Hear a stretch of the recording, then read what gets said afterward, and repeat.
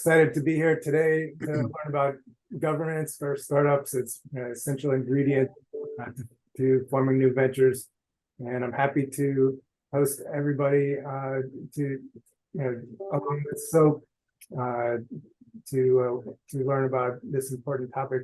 And thank you to HR for presenting. I'd like to let everybody know that HR has been kind enough to share his slides, so we'll email those out to everybody after the talk and post the video as well. A quick introduction. I manage our technology commercialization office at George Washington University. This is our team. We're trying to connect technology, people, and money. So we're always happy to interact with investors, entrepreneurs, and inventors and put everybody together so that we can get new technologies to have an impact on society. So please take a look at our website. There's a lot you can learn there in terms of patenting and licensing and new technologies. I'd also like to welcome those of you who are our new members of our National Academy of Inventors chapter that we launched at GW last April. And we're working on planning some more exciting events over the next few months. And I encourage those of you who are not members to interact with this incredible panel of inventors who are working to create impact and develop new technologies. Secondly, I'd like to invite you to join our online advising group. It's GW Commercialization Advising Network. It's a very easy platform where you can ask questions and get answers about creating new technology startups. And then I'd like to bring to your attention some upcoming events. We have planned our innovation competition to return this spring on April 3rd. And entrepreneurs and investors are welcome to come. We'll have some top technologies being pitched, as well as an informative keynote speaker. And we'll be giving out a number of prizes. And then I also want to point out that we've worked on de-risking some of our early stage technologies. So we're giving out $50,000 awards for internal research in some of those top projects. And we'll be announcing those over the coming months as well. And lastly, some events for our licensed technologies where folks are going to be pitching, and these are open to non-GW technologies as well, and companies. So the Connectpreneur, we've been pitching at twice a year. We just had one in September. There's another coming up early spring. We'll be hosting, and we also have the Pismo Ventures Life Science Startup Symposium. That's a virtual event that will be taking place in the spring for the third year. We had over 150 companies nationwide apply to pitch in this great event, and partnered with SoPE for that as well. And so we're looking forward to that early next year. So with that, I'd like to kick it back to Jeff to get us started with introductions. Thank you, Brian. And it's a pleasure to be here today. I've been on the clinical faculty of GW for 35 years or so, and it's always a pleasure to see that part of the institution growing and innovating.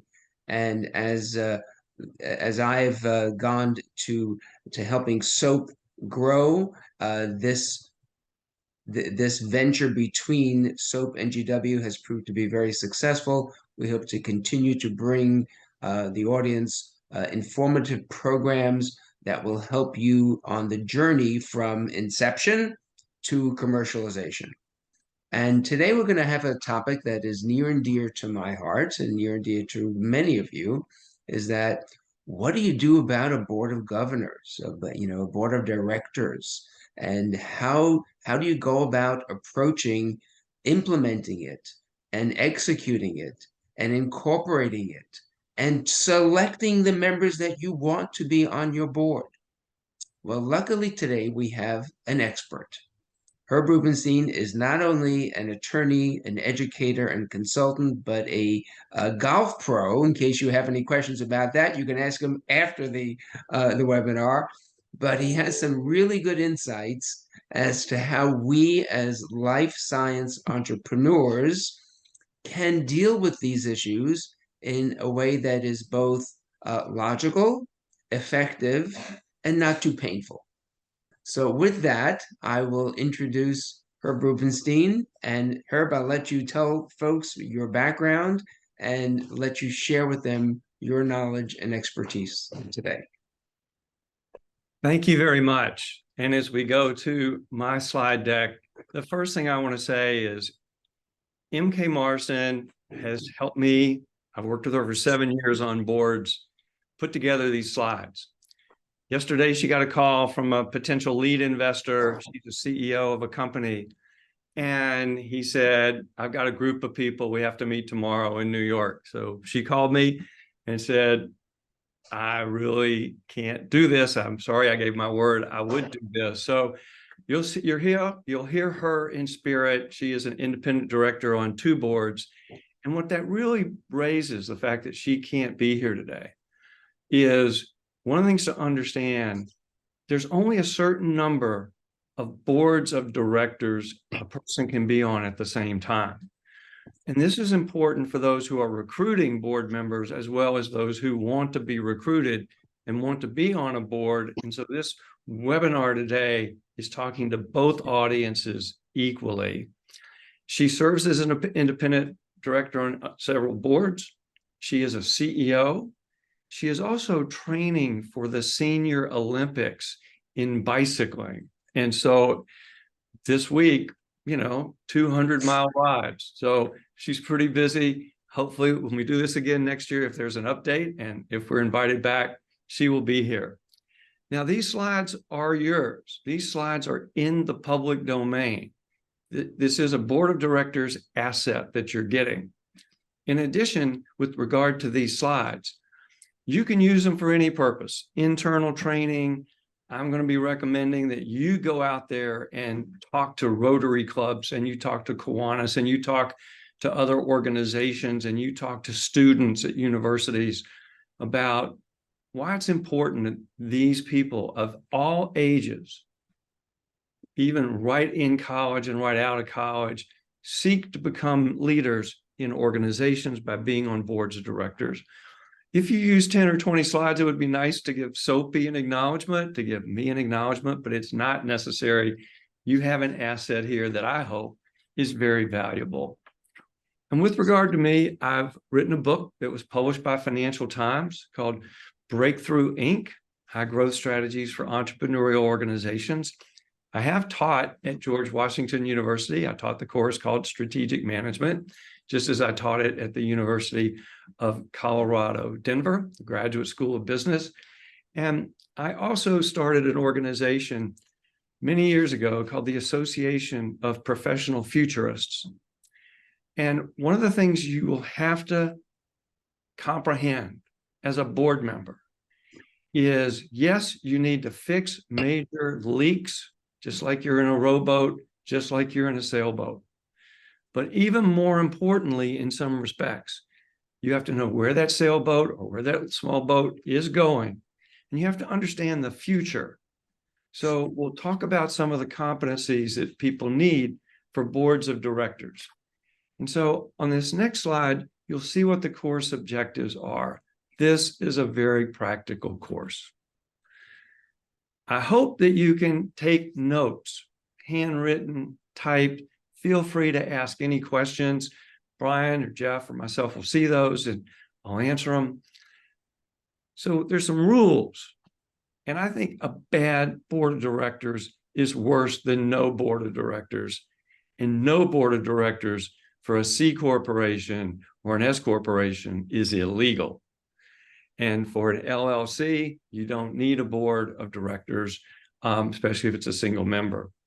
But you're going to identify some key steps in recruiting and compensating board members.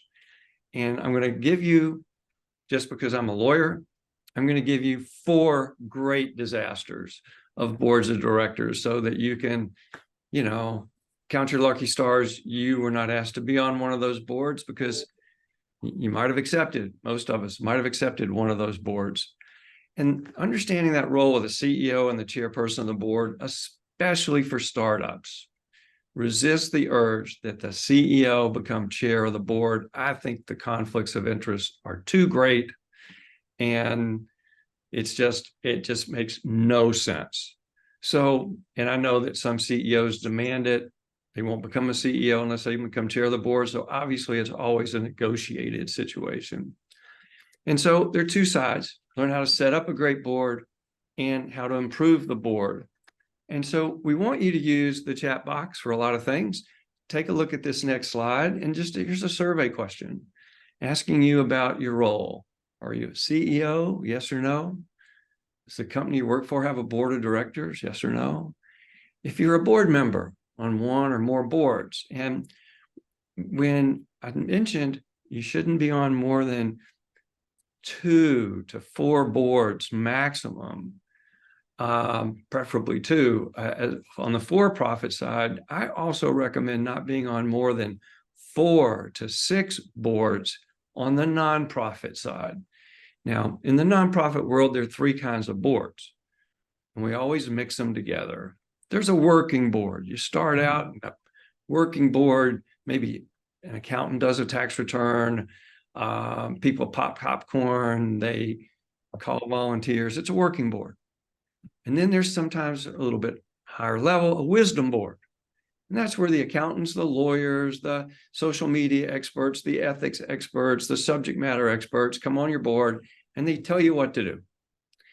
And then ideally, 2, 5, 10 years out in the nonprofit world, you'll tell the working board members, hey, we got all the staff we need. You can volunteer, but it's not necessary. And tell the wisdom board members, we got all the consultants in the world. We know what to do, and we got consultants to help us. We just need, as a nonprofit, a wealth board. And so I was on a 200-member board of directors, and that was clearly a wealth board. And so Arlen Myers, in the next slide, has produced an incredible theme for this course. I know Arlen back from the University of Colorado, Denver, and here's what he said, because this course is for doctors and for people in the life sciences field. This is not a general introduction to boards of directors. So what Arlen Myers wrote was, and you can read it in bold, and I don't generally read slides. Most people, particularly doctors, don't like to be told what to do. Now, I want to emphasize what this word particularly means. I've had some health issues, just like everybody who's 70 years old. And it's one thing when a doctor comes in and says, I have a bad diagnosis for you. It's a completely different thing when a doctor says, I have a particularly bad diagnosis for you. And I'm sure you can relate to that. So a board will tell you what to do. Will tell the organization what to do because that is their job. And if you can't take it, if you can't take people telling you what to do, and sure, there needs to be votes. So it's a majority rule in almost everything. And we'll talk about how board members vote. I think each board member gets 1 vote, not based on the number of shares. That's the WeWork fiasco we'll talk about later.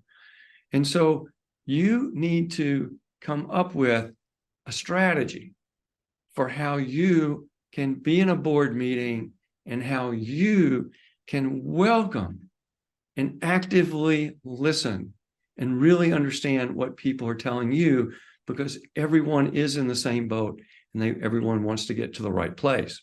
So Herb, I'll interrupt for a second and say that as one of the other co-founders of SoPE, we have 3 board members of SoPE. All 3 are physicians. And you can imagine that none of us like to be told what to do. So it gets sometimes a little cantankerous and a little contentious, but we have learned over the years how to smooth those rough waters. But it takes some time and the ability to have some emotional intelligence and communicate well with each other. And that's a great segue to what I'm about to say. Look, I'm not trying to teach anybody humility because I failed that course every time I tried to take it. However, one of the best questions anybody asked me as I was running my law firm, and our law firm had one of the first advisory boards of any law firm in the United States. Our law firm was also one of the first art galleries in the United States, and both of those brought in clients. If you can write down some notes, it's not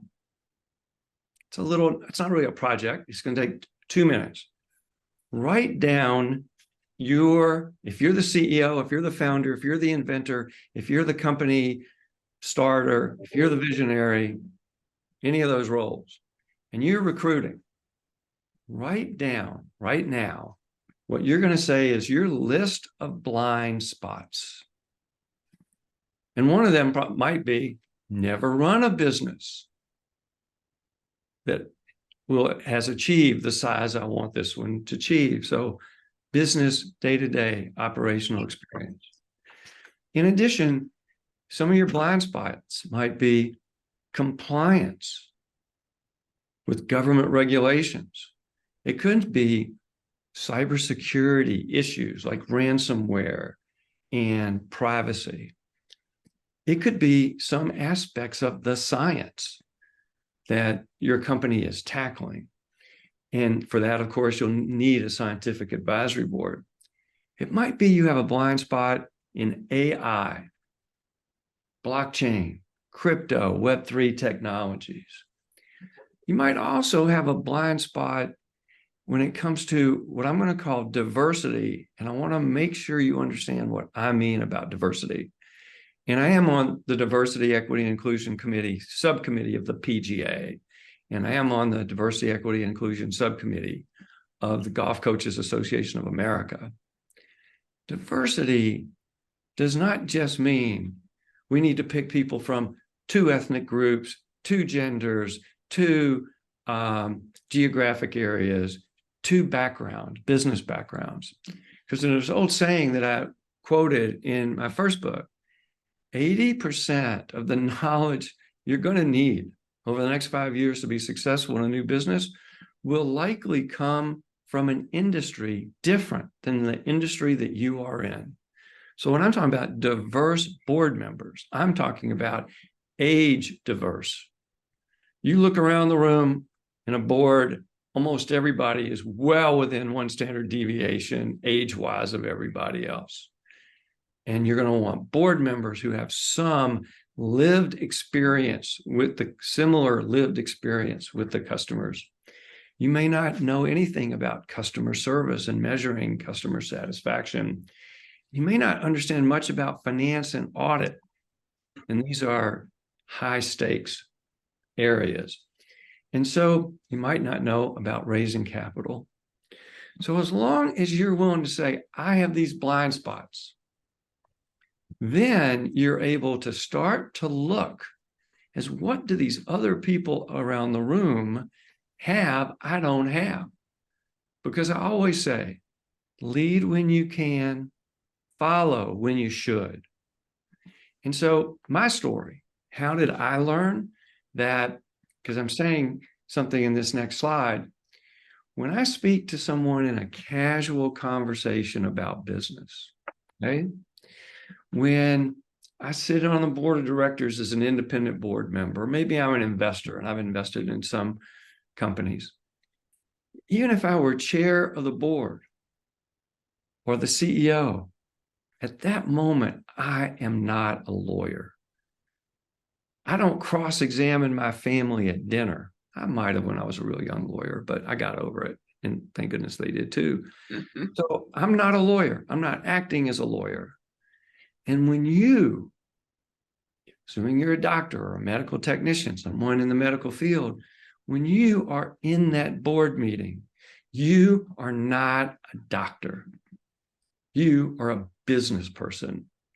And any business person who thinks they know everything they need to be successful can only be right if the business is really small.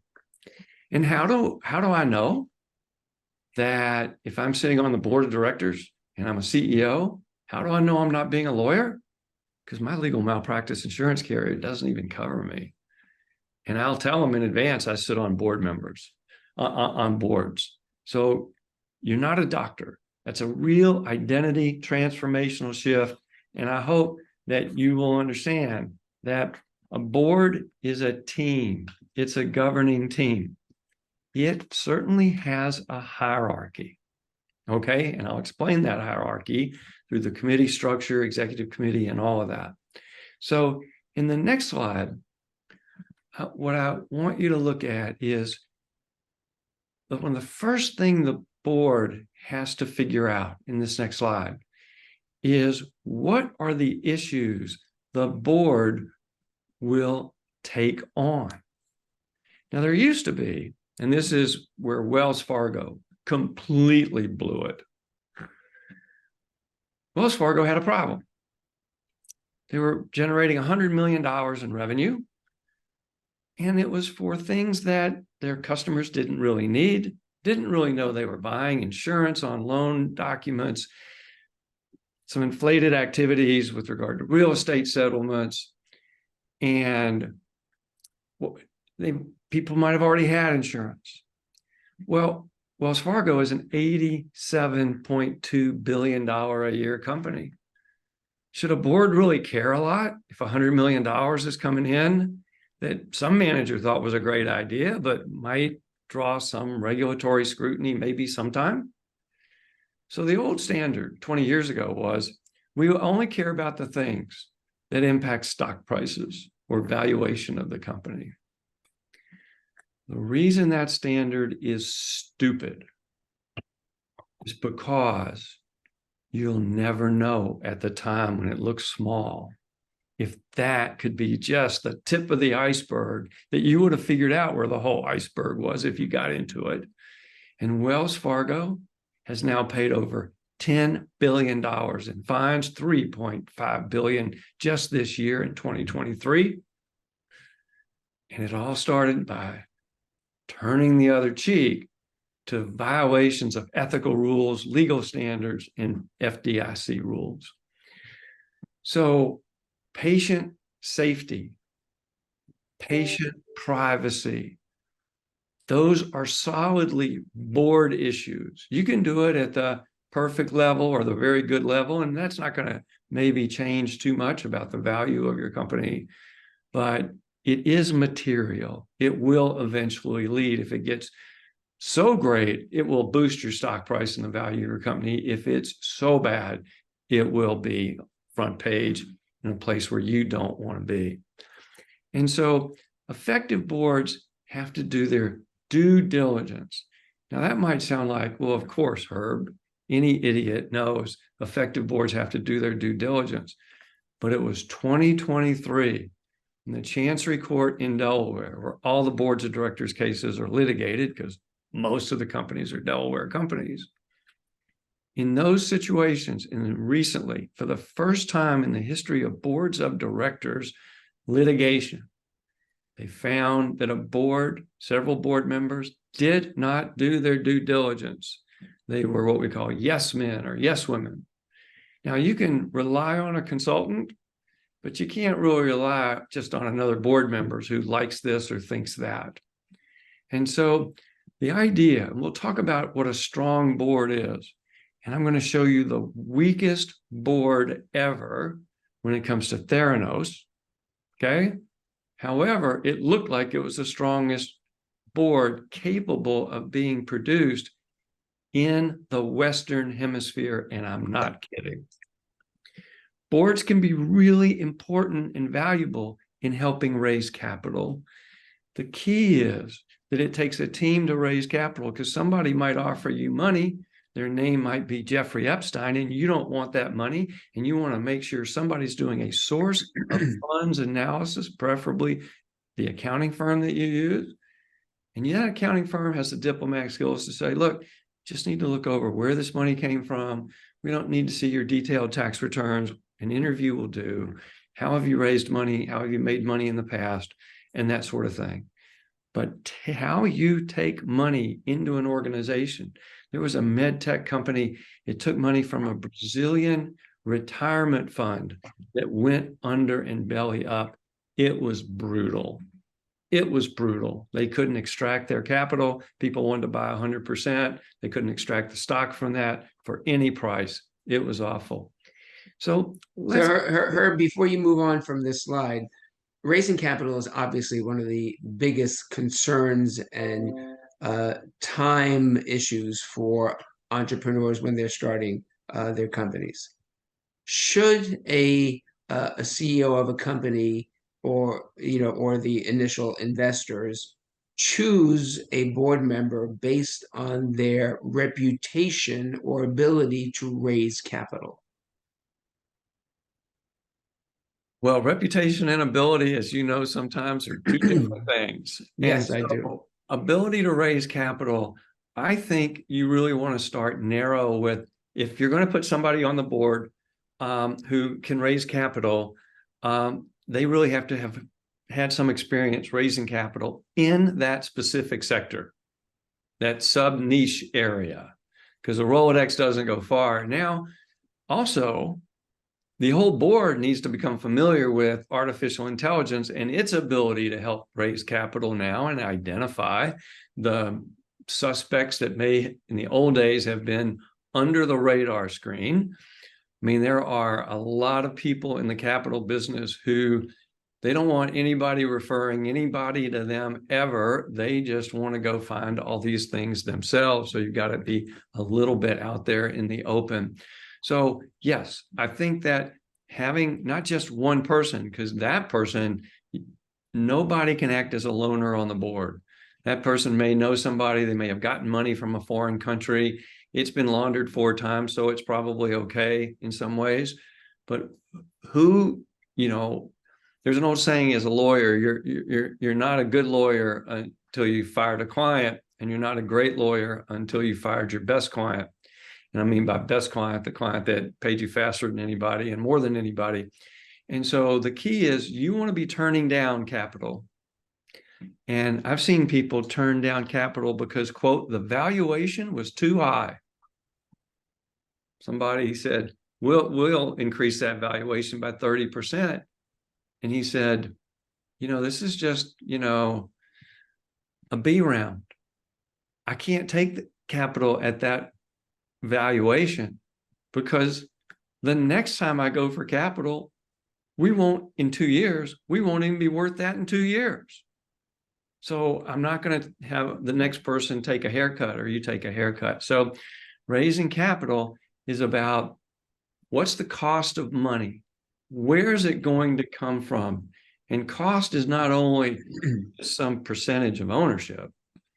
It's you're entering into strategic alliances much deeper than you ever thought. So, Jeff, do you want to follow up that question with anything?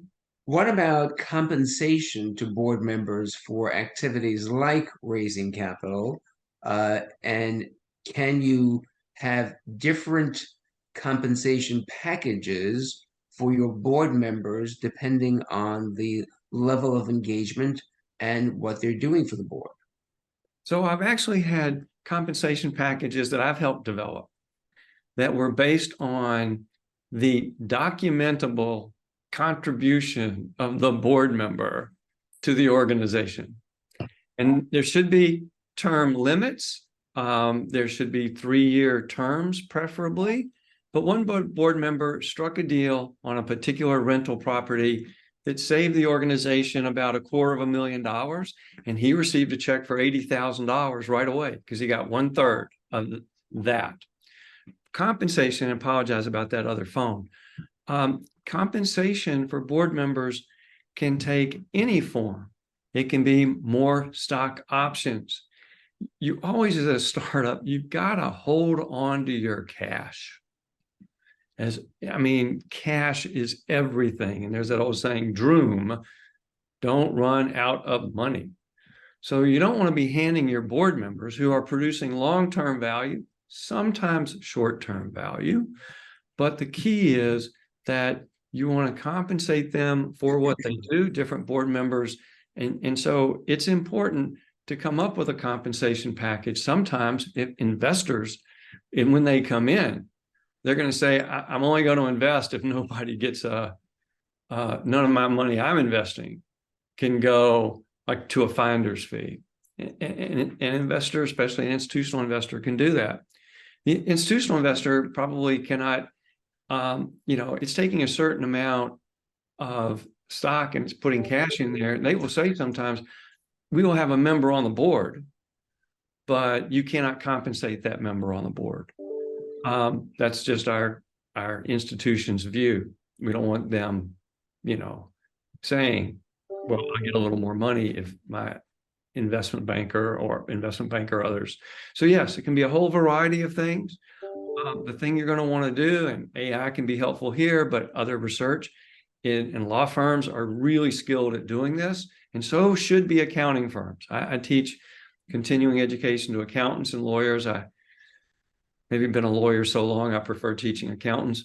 But the key is that they will know, and somebody in the firm has to know of previous capital raising. Sometimes people don't want voting stock. Sometimes you're going to want two different kinds of stock, voting stock and non-voting stock. So yes, you can compensate people. It's just make sure that you are in effect compensating them with future benefits and timeframes that they can live with, and not handing out a lot of cash. Thank you. And so with regard to healthcare, and you know this better than I do, I did work at the United States Department of Health and Human Services for a while.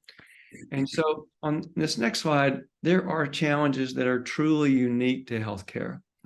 Somebody on the board with regulatory experience, somebody on the board who understands technology, somebody on the board who understands the stakeholders. And are you going to grow internationally or not? You're going to grow internationally, probably reincorporate a subsidiary in that country with local private partners, sometimes even a government agency. So you've got diverse stakeholders, patients, families, medical professions. One fascinating question is, if you have employees, are they allowed to communicate directly with board members? I say yes, but I'm not on that board. You might have a different reason to say no. Boards definitely should have a hotline where employees, potential whistleblowers who are your friends until they're not. You want to make sure a potential whistleblower is just telling the company what's wrong. That's perfect. It's worth its weight in gold. Not listened to, it's a disaster waiting to happen. And so in this world, you need to have the list of competencies you want for your board members. And, the exercise is pretty simple. Wherever your blind spots are, that is the opening salvo for the list of competencies that you want. And so the stakes are amazingly high. And one of the toughest things in healthcare and technology in general is that so many startups are in a stealth mode, and it's virtually impossible to learn what a lot of your competitors are doing. So competitive intelligence is something everybody forgets about early on. It is the time to remember, because after that, it's too late. So someone who understands the industry, and when I used to work at the National Academy of Sciences, and by the way, that's why I like the idea of the National Academy of Investors. Of course, they would come up with that idea at GW, because GW, one of the biggest landlords in all of Washington, D.C., hosts the National Academy of Sciences and rents office space to them. And when I used to work for them, I was in a GW-owned building, like many of us. And so this idea of understanding at the National Academy of Sciences, we could generally predict if there's going to be a breakthrough in this field, so-and-so is going to do it. If there's, something in climate change, you go to some people, I do, go to Dr. Miles Allen at Oxford. That's where I get my information. And I've never seen them wrong yet. So the key is that you want to cast that net broadly when it comes. And if you only want 7 board members, but you have 10 blind spots, well, we'll get to that, because on some of your committees, these people don't have to be board members. And you always want bench strength. If you need 3 board members, go out and try to recruit 6 or 8. And bench strength is really important. When one board member wants or needs to leave, succession planning is a board responsibility. We're seeing it play out in government and big companies. No succession plan, not a good idea. So I see one of the questions popping up. How do you find a board member? So there is an association called the National Association of Corporate Directors, but there are also many organizations. In New York, there's one called Women in the Boardroom. In Houston, there's one called Ignite Health. Ignite Health has 57 advisors. You join incubators as being on their advisory board. You have relationships with universities, and chambers of commerce usually have too small. Their companies are usually smaller and don't have active boards. But you try to find out in every area who are the movers and shakers and who already sits on boards. And that's where AI and other research tools, even Google and other forms of search engines, help out a lot. Also, friends and families can make recommendations. A lot of times you will have found a board member and you won't realize that person has the potential for a board position and can make a difference. You want to treat every person you're talking to who might play a role on a future board. And there's a company called Apt Associates, Clark Apt, competed with us at the Urban Institute and the American Institutes for Research, where I used to work. And my wife gets a call and says, "Hi, we're from Clark Apt Associates, and I don't know you, but I've read all your papers. We'd like to have lunch with you." And she goes, my wife says, "Well, why do you want to have lunch with me?" She goes, they go, "We probably want to hire you in 3 years or 4 years." My wife said, "You're kidding." She was like 25 years old in Washington, D.C., but they were dead serious. And believe it or not, the next week, an RFP hit her desk. She took it to the Urban Institute. They didn't want to bid on it. She took it to Apt Associates and said, "Here's a piece of work. You guys can win because we're not bidding on it. And you don't have to include me or not." And they did. So think long-term.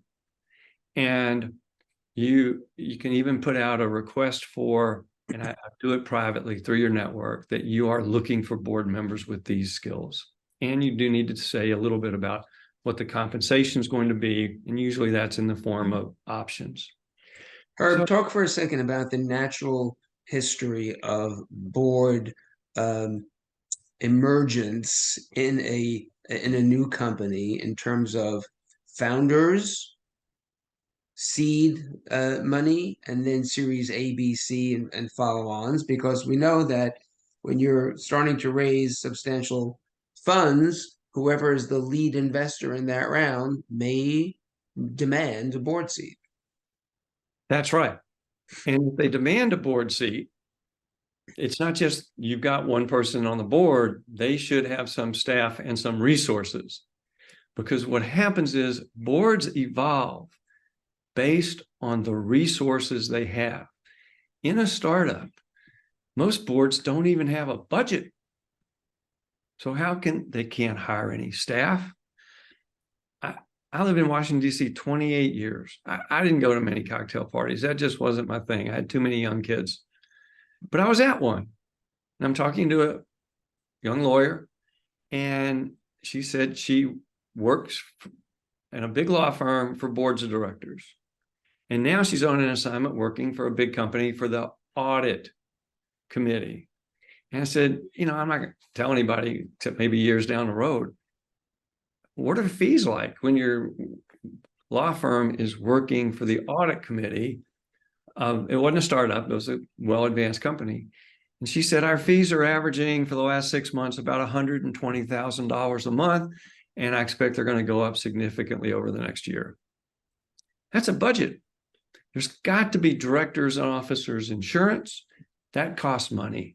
And there should be a staff person for the board. Sometimes a staff person can double as a staff person in the organization, but the board is going to need information. They should have access to all financial records, all patent applications, all business plans that are written. They need to approve them because they have to approve the annual budget. So the key is that whenever you're raising capital, some money gets set aside for the board of directors, staff, and functions itself. It's going to need to buy expertise. So it grows in that way. And you can start with 5. You just have an odd number of board members, so there can't be a tie under normal circumstances, but a board member can recuse himself. And companies can do some business with their board members. They could even loan their board members some money to buy stock or for any reason. That always has to be in writing. And so the idea is that your board members could be consultants. That's okay in theory, no ethics problem, provided that they don't vote on it, that the board as a whole and the organization gets great value for the work is done properly. If the work doesn't get done right or there's overpayment, there will be hell to pay, because somebody's going to say, I told you so. Probably when they didn't tell you so, meaning not do it. But the key is you need to build the history of the organization to give everybody a board book so they know about the history of the organization. They know where it's going in the future. And the reason you only want somebody who's on maybe 1 or 2 or maybe 3 other boards is you need to get a clear agreement about what their time commitment is. And most people say we want to be on a board. And I've done this. I joined the board of an arts organization. I had no idea what the time commitment, and I knew what the financial commitment was. So the key is there has to be a strategic plan for the organization and a separate strategic plan for that board to grow.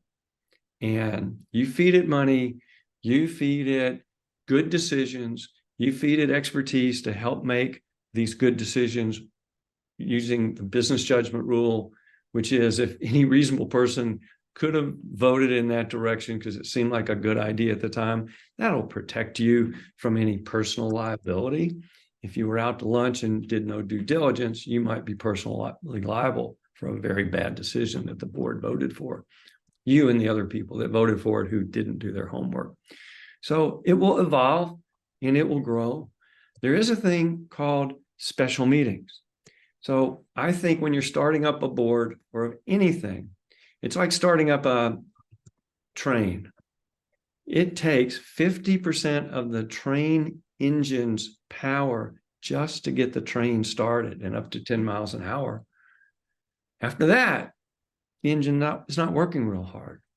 So if you want to have quarterly meetings of your board, start out for the first 3 months having monthly meetings. And then for the next quarter, go to 2 meetings during that quarter, and then go to your once a quarter. You can also have a special meeting that probably as few as 2 people can ask for. Depends what's in your bylaws, and we'll talk about that. Because the board has to create its own rules. And there are bylaws out there by the millions. So it's easy to pull up a bad set of bylaws or even a good set of bylaws. But you really want to make sure that you are in a situation where you can have a good set of rules. So let's go to that next slide, because the benefits of the robust board. And so the idea, diverse, we've talked about that. Everybody's got to be committed to continuous learning and training. You've got to train your board members. Ethics, if that's not a field you're very familiar with, have somebody on the board who's going to put ethics on the calendar.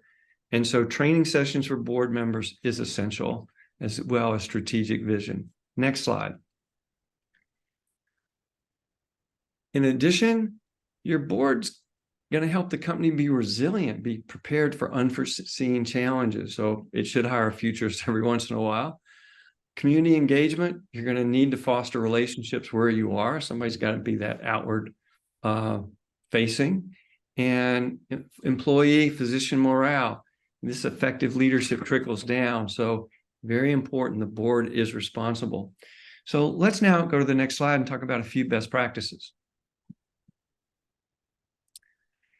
The simplest one, what date did you become a board member? And what date does your term end? I've seen nonprofits fail in that regard, and people got sued who left the board years later, but it was never stated this person had officially resigned and it was accepted. You've got to play by the bylaws.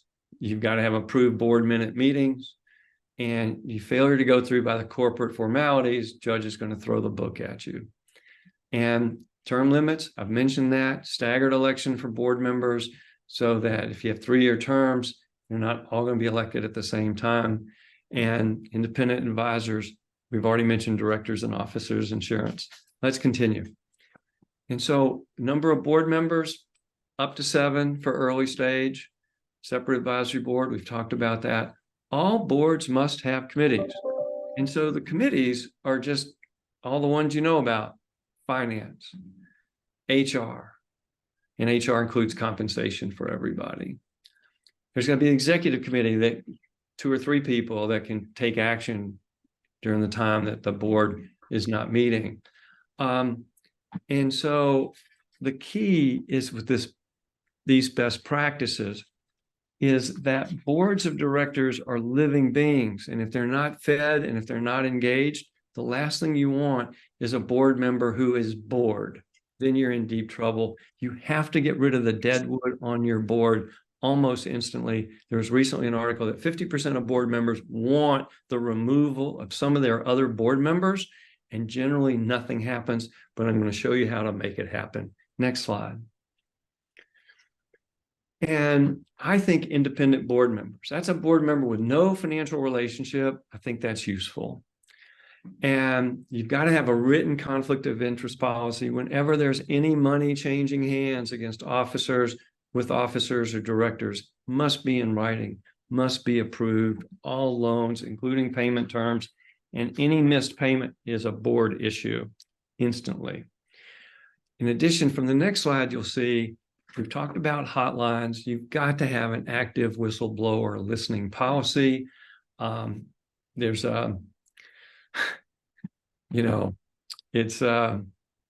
it's amazing how many nursing homes, how many medical facilities have been hit by whistleblowers. And that's why I recommend hotlines. So we've talked about some of the best practices. There are a couple more on the next slide that have to do with legal standards. Approving budgets, spending over a certain amount. The CEO can only have authority to commit. You have a fiduciary duty. That means whoever's managing your supply chains for you, are you getting the best price for that? And here, how do you get rid of a CEO who's not doing their job? How do you get rid of a board member who's not doing their job? You have evaluations in writing at least annually, could be every 6 months. So the CEO and the board members do that with all their other board members. And it could say there, I want so-and-so to be removed from the board. And so take a look at the board has a duty to report honestly. Take a look at this citation where the McDonald's CEO was fired for cause, but then they said, well, it actually was not for cause. There was a whole report. It was for cause. Investors sued, the SEC sued. McDonald's didn't have to pay anything, and McDonald's had to cooperate because the SEC took back $53 million from the CEO, clawed back his pay for a year, and gave it right back to McDonald's. That's why McDonald's was so happy to cooperate. So let's now talk about, and go to the next slide, about some worst practices. We've already mentioned the duty to be true. Ignorance is no defense. Not removing dead wood is some of it. And so let's go to some specific examples. The next slide, WeWork, right? And so WeWork came out with an IPO where they were going to be rated at, let's go to the next slide. They're going to be evaluated at $47 billion. SoftBank had already invested $20 billion. Adam Neumann, maybe the worst CEO ever, although he cashed out for over $1 billion. First of all, he said, got his board. First of all, he set up the rules where you voted based on the amount of shares you owned. There it was. He owned more shares. All the other board members could vote against him. He still won. The IPO went bust. I think they raised $9 billion at some point. Now they're possibly going to go. Bankrupt. And great concept, good office space, taking old buildings, great concept. The board also had to approve, because he had the vote, that if something happened to him, his wife would be the successor CEO. I'm a big fan of successor plans, but probably not in the family always. Let's go to Wells Fargo. I've already mentioned enough about Wells Fargo so that you can see the problems. But in this next slide, with regard to Wells Fargo, after each time Wells Fargo has done something really unfortunate, and let's go to the next slide, what happened was they not only had to pay over $1 billion, but they had to continue to do research and continue to report. And what's happened is they had to research, said they were allowed to grow finally, because the government told them they couldn't grow, so they could help operate PPP loans. But then some of the Wells Fargo's own employees created fake LLCs to steal the PPP money. That didn't work out well. But every time the government's leaned on them, they have said these particular board members who were particularly asleep at the wheel have to go. And they were removed. Next slide. Silicon Valley Bank. I remember Brian saying he was trying to de-risk some early stage startups with $50,000. That de-risks it to the amount of $50,000 maybe. Good idea. But Silicon Valley Bank had all this money in low interest bonds, and they had credit default swaps when they had a chief risk officer in 2021, but that stopped. And they were cozy with regulators that let her look the other way. The lesson is no bank can survive a run and profit asset allocation, because you're going to have, some point, you're going to have several $1 million in the bank if things are going well, and you've got to invest that money in a way. And what you might have thought, well, low interest bonds are perfect, you can lose, as Silicon Bank did, a lot of money in low interest bonds. And then let's go to Theranos. That'll be sort of our closing discussion. They're a blood testing company, but they weren't even using their own blood testing technology when they were raising money. They were valued at $10 billion. Now Elizabeth Holmes is in jail for a long time. And Tyler Schultz, Secretary of State George Shultz's son, and Erica Chung, they knew what was going on. Those were employees. They blew the whistle. That means other employees knew the whistle. And let's look at who their board was, okay? And I'll say this is both the best and worst board. You're going to recognize some of these names. These are some of the most powerful people in the United States. Secretaries of Defense, retired Navy Admiral, former CEO of Wells Fargo, Henry Kissinger, David Boies. And so the key is these board members, I don't know what they did. They weren't going to get sued by hardly anybody, too big a pain. So the key is this is not the board you want. Don't go for the names. Let's go to the next page. And Washington Federal Bank. Here, even the company's lawyer has pled guilty and has already served 4 months. Directors pled guilty to tax evasion. Once you're under investigation, you're under investigation for life. I have been hired by many people who said, I just want this investigation to end. And I told them, if I could end investigations by the government, I'd be the richest person in the world. I probably wouldn't be practicing law anymore. But the key is that once an investigation is started, it will keep going, at least through bots. So if you want to be a member of the board, of a board of directors, here's some things you can do. Next slide. You can contact headhunters who are looking for board members. That may or may not, because you have to do all of these things. Write articles on what board members should do.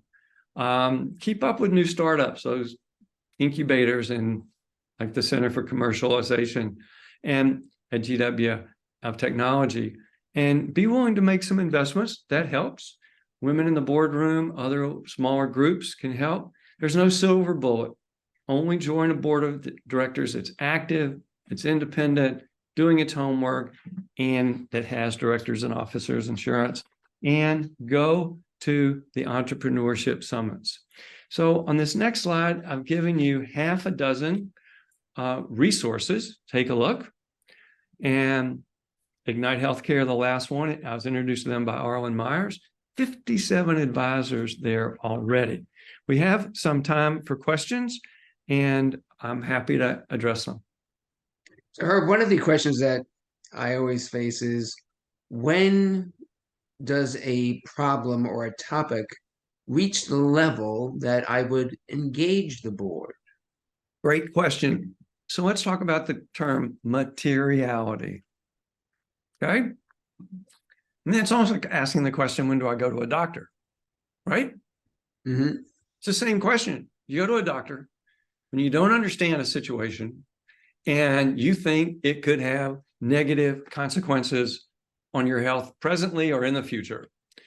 If you see anything that could have negative consequences for an organization in the future, it's a board issue. Take, for example, McDonald's, Burger King, Wendy's, Arby's. I can't even name these places where I don't eat. But Burger King said, we've got a obesity epidemic in this country, and we might be causing part of the problem. Therefore, board, get prepared for an onslaught when they come after us. So they started serving salads. And lo and behold, just as the world predicted, Michelle Obama came out and said, let's do something about all these places. And no one was ready except Burger King. Their profits continued to soar. So it's a red flag rule. You see a red flag. Number two, anything that has an opportunity of some magnitude where the organization is going to have to do something different in the future, any change that is required in the direction of the company, in taking opportunities that maybe in the past it would not have done, but now it does, all of those things. It's anything that's material meaning will affect the bottom line, its potential for growth, its market share, and its success in serving its clients. Okay. And in terms of the progression of board members as your company is growing, we talked about adding a board member from a specific financing round, which could lead you with an even number of board members at a particular time. What happens if there's a topic and that board is deadlocked? So before you get to that, what happens is when a lead investor comes in, you will say, you'll be on the board and we have 3 other candidates. And we'll let you even vote now before you're on the board. Tell us, let's look at these 3, which one of the 3? So do everything you can to keep it odd. You can even say in your bylaws, we'll never have more than 15, 17 board members. You know, you don't have to ever fill up that number, but try to keep it odd. And that's where committees come in.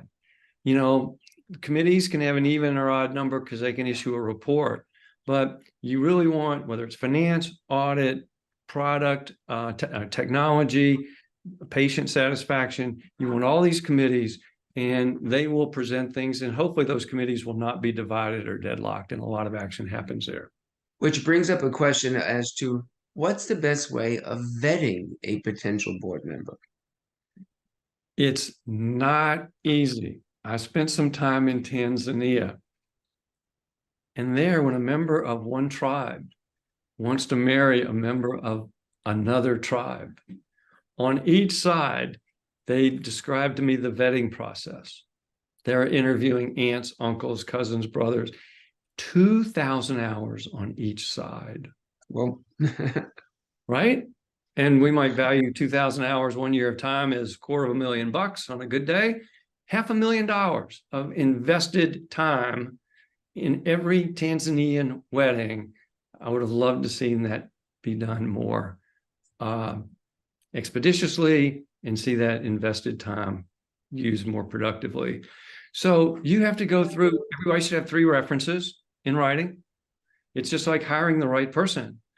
And so the key is that you really want board members who get the acclaim of not just a majority of your current board members, or if the stockholders are allowed to vote on board members, you want people who are in that 90% category. You expect them to get 90% of the votes of stockholders. If that's how you set it up, 90% of the board members, that's how they set it up. And you've got bench strength. You don't have to vet somebody who's sitting on the patient safety committee for 3 years. You will have vetted them over 3 years. So if a committee can't, in New York, a non-board member cannot be on the audit committee because that has decision-making authority. If a committee does not have decision-making authority, it just issues reports and recommendations, non-members can be on the board, and that's a great way to vet them. And in terms of people who want to take advantage of life science and physicians because of our inexperience in business, and they want to be on the board because they want just to have the name of being on another board. What's the number of boards that is appropriate for any one director to be on, both profit and nonprofit? And is there a written standard of how to compensate board members? Well, there are many written standards on how to compensate board members. Usually in the nonprofit world, you cannot compensate anybody based on state law unless their nonprofit is so big that they're producing value and other similar for-profit companies are paying them. That's why big hospitals, nonprofits, are paying their board members over $100,000 in many places a year. The key is no more than 4 for-profit and no more than 6 nonprofit board members should somebody sit on. You don't want somebody just for their name. Life's too short. And by the way, as you move people off the board, you should have a board of senior advisors and emeritus board, which you don't compensate, and they can continue to participate, just not as voting on the governance issues. They're more like an advisory board. You can also vet people through the advisory board. So the key is how many hours you want each board member to sit as one committee chair, because you're going to have 5 to 7 board members and 5 to 7 committees.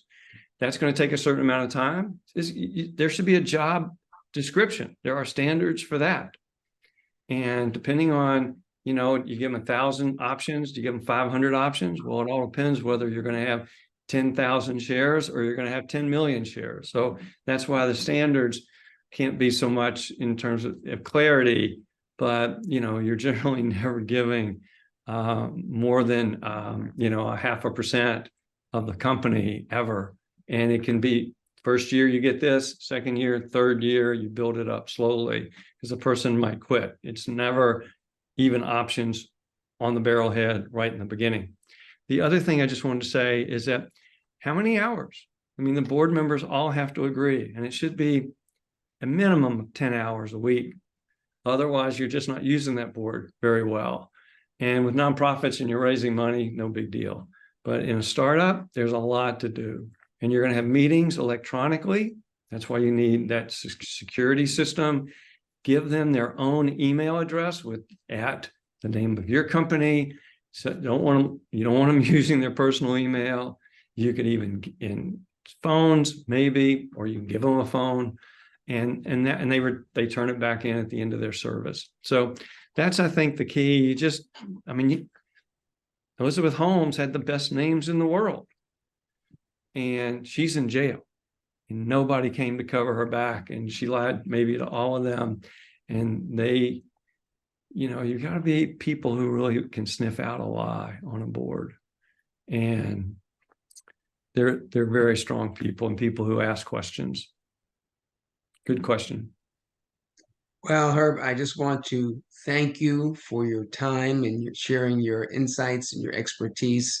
The idea of creating a board and running a board in a startup is sometimes very daunting to physician and life science entrepreneurs, but it's something that we all have to learn and be comfortable with and really be expert at if we're going to have a successful company.